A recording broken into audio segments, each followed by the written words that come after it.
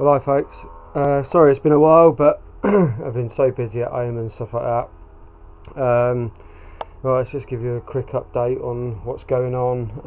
I've got to do a quick video for someone today to show them how I do my parsnips and my carrots. So, right, here we go. Right, I've set up a drip feeder for these are my giant tomatoes. These are the tallest I've ever grown a tomato. They're a little bit crinkly on the top, but I think that's just lack of water. So I've got some feed going on them at the moment. I'll put a couple of peppers on the drip feeder as well. These are just my other tomatoes that seem to be doing alright. They've got some nice tomatoes coming. I've got some lovely ones there, and I've got all these ones over here that have got a bit of a, I don't know if you can see that here, the black bottom to it. Not really sure what's going on there, but I should just leave them and see. Sweet corn, I planted a load of sweet corn over here in a tray. Only got one sprouted out the lot, so I'm not really too happy with that. So I planted another packet, and I've got that lot to plant out soon. As you can see, the table's gone. I've rested it at the back, and I've put all my giant peppers, well, not giant peppers, but my peppers down. I planted 2 gutterings of peas, so I've got all of that. This is all loads of marigolds that I've planted, and 2 trays of cabbage. I'm going to be doing a little boot sale to see how they get on. Right, chilies. I've got a nice little chilli there, so that's doing all right. Cucumbers. I started off a load of cucumbers, but they grew up, but then they just seem to have died off, so I'm not really too happy with that. So I've started some more. These ones are telegraph cucumbers. More marigolds and some beetroot I've got to plant out. This is what's left over of me leeks, so I've got them to do. Right, let's take you outside and take you around here. I've got no apples coming from a tree yet, not even started, so whether I'll get any this year I don't know. This is my cherry tree, but it looks like it's diseased. I think it's got peach leaf curl is what they call it, I'm not sure. Rhubarb, I've been picking loads of rhubarb, just keeps coming and keeps coming and keeps coming. So that's not too bad. Right, I'll just take you into a polytunnel quick. Right, the giant onions. You can see the white powder at the back. I've got a little ant farm coming on, but these onions don't seem to be bulking up at all. They seem to be sort of staying like this. I'm waiting. This one seems to be doing alright. Just taking a little while to bulk up. So I've got 2 rows, well, 2 troughs of them. Here's my giant leeks. Seem to be bulking up now, doing alright. 2 beds of them. So they're all bulking up, starting to bulk up slowly. These are my long leeks, which don't really seem to be doing nothing, but well, we'll see. More marigolds to go into the boot sale. Planted a whole tray of cucumbers to go in a boot sale, and what are these? These are cabbages, whole tray of cabbages to go in a boot sale as well.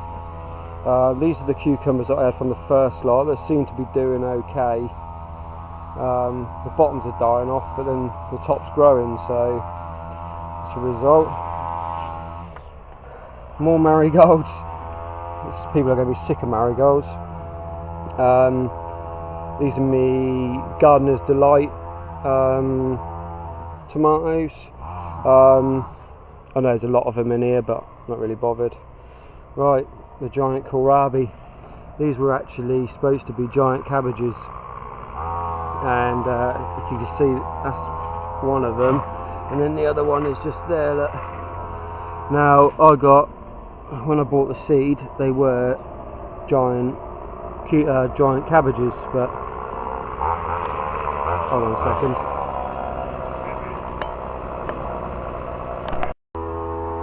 Right, back again. Sorry about that. Friends strimming around for me. Yeah, I bought these and they're supposed to be giant cabbages, but they've actually turned out to be giant kohlrabi. I measured these ones all the way around the outside. This one's 21 inches and this one here is 21.5 inches round. So they should be going into the show and see what happens. Right, let's take you over to, just come out of it. Oh, it's too hot in there, it's like 90 degrees in there. Some runner beans, I'm not doing really too well this year.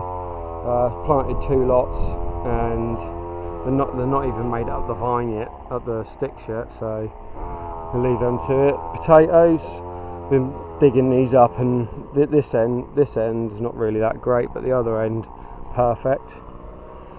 Now here I planted, I think there's some coming up down there. These are cabbages of are they spring onions.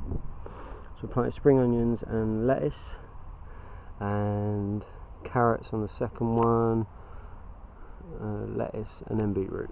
And the beetroot is all coming up. So if I can get you in there, as you can see, the beetroot's all coming up. Now the beetroot, I don't like beetroot, but they're for the show. So I'll just show you this. These are my Savoy cabbages and they're doing really well. Yeah, if any of you are growing Savoys, just keep them covered up. Don't uncover them or nothing, because a cabbage white butterfly will go in. This netting's only 6mm hole, so hopefully they won't get through. Oh, kettle's boiled. This is my red cabbage, which are doing alright. Seem to be eaten by something, but just full of weeds. Got to do loads of de-weeding. Right, flower bed. Not a lot's come out really. I'm going to plant loads of my sweet corn's going to go in here. The comfrey, I've chopped it all down. This is the second lot coming now. I chopped the first lot down and put it through the mower to chop it all down, and then I put it into a mesh bag and put it in my water butt, and the hoverfly drone come over and laid its eggs. So now these are rat-tailed maggots. Not a lot of people have heard of them, but done a bit of research on them. They're not harmful in any way, so if you get them into your comfrey soup or anything like that, then don't worry about it too much. They should be alright.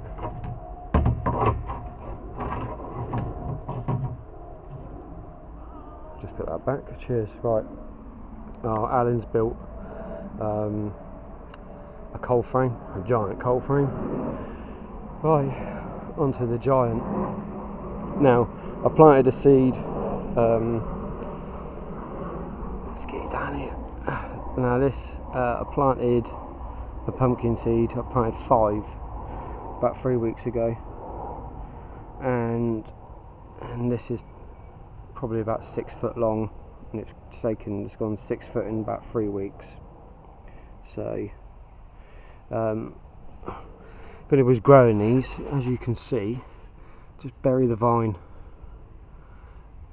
So I'm just going to bury the vine all the way out, and then when it gets to the top, I'm going to bend it around the bars at the end, which are just there, so it'll go around the outside and hopefully set the fruit.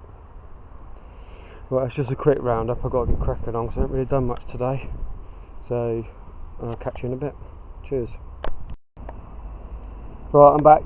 Just to show you how I do my parsnips and my carrots.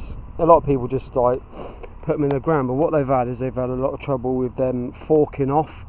So basically the carrot splits into loads of roots, and that's because of the stone. Once the root hits the stone, it then can't go anywhere. It doesn't go round it, it just forces it to split the root. So what I do is I get a pole, any size pole, it's up to you, it doesn't matter. Hammer it into the ground to whatever size that you want. Let me just do this. Right, so you get it into the ground and you just go round and round and round till you make a cone shape in the thing. Make sure that all the soil on the top doesn't fall down. So you got that, then just pull it out, a bit gentle, and then that's that. So you got a hole. And what I do is, this is loads of just multi-purpose compost. It's sieved. Make sure you sieve it, because obviously with the multi-purpose compost these days you get lumps in, and it's the same again, lumps or stones, they're both the same, they just cause it to fork off. So this is all sieved, nothing added to it or anything like that. This is just for my parsnips. So I've already done a load of holes already, which is all the way up there, so I'm just going to put a row of parsnips in. I've already got loads of parsnips in the freezer at home, so I don't need that many more. Right, okay, well, so what we do is then fill the hole. Don't just lightly pat it down, don't force it down, so you want it to near the top. Okay, let me just put this down for a minute. Right, so it's nearly to the top, and then what I do is I put three seeds in the top, a little bit of multi-purpose compost on the top just to sort of cap it over, and that's it. Water, and then if all three of them sprout, you pick the best one, get rid of the other two. Can't be simpler than that. I do the carrots the same way, plant 3 seeds and then just do it exactly the same. I hope this helps. Cheers. Right, so that's what the parsnips done. So I've got 2, 4, 6, 8, 10. There's 12 parsnips there. I've got a freezer full of parsnips at the moment, so this is only just to have some fresh ones. But then what I'm going to do now is I'm going to do loads more holes on this side, but then on the middle I'm going to try and do what I'll do is I'll do like a triangle trough, not very deep, all the way up, and then sort of the same principle, because I know that this ground underneath is really good and it hasn't got any really big stones in it, but I grew some in that bed there last year and had some really nice ones out, so this ground's been properly worked and major big stones are sort of out.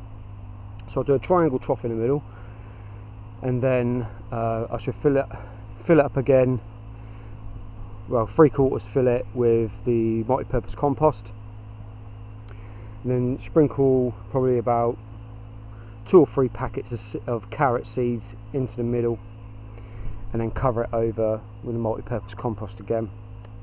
And then on this side I should do holes like I did that side, and then sort of have a sort of trial of the two. Usually the holes come out the best because it's just multi-purpose compost all the way through, but yeah, we'll see. Alright mate, I'll get back to you in a bit. Alright mate, I'll get back to you in a bit. Cheers, bye bye. Hello folks, right, I'm back again. Just about to wrap up and go home now. Managed to sort out my drip feeder. I bought this off of eBay. It was about £5.99 I think, something like that. So yes, it's dripping very nicely. What I put in there is some high balanced feed. These are basically for my giant tomatoes, and I just thought I'd put some on my peppers as well, but peppers seem to be loving it. So that's that done. I haven't done no extra planting in here. Everything's all sort of hunky dory. Right, I'll just quickly show you what I've done out here. Right, so what I've done is, I don't know if you can see, right, the round bits at the back are parsnips, so I've done all the way up there, and then the big line is carrots. I put about 4 packets of carrots in that, all in that row. I never seem to get a full row growing ever, so I thought sod it. And then I've done 2 more holes here all the way down, and there for more carrots. So hopefully we'll see. I'll keep you updated on how I get on. Right, onto the pumpkin. I've buried the vine all the way inside. As you can see, the leaves are massive. They're doing really well. I've just set up my drip feeder system again. I'll show you from the other side. Oh, let's get in here. As you can see, it's dripping away. That's the how I set it up. It's not very technical, but it seems to be loving it, and it's, as you can see, it's loving it big time. Nice, strong, healthy. I don't know if you see that, the big leaf at the top, but that is huge. It's got to be like 25-30 inches across. So yeah, I'll keep you posted on that. That's that done. My potatoes are still doing alright. They'll hopefully be ready for the show.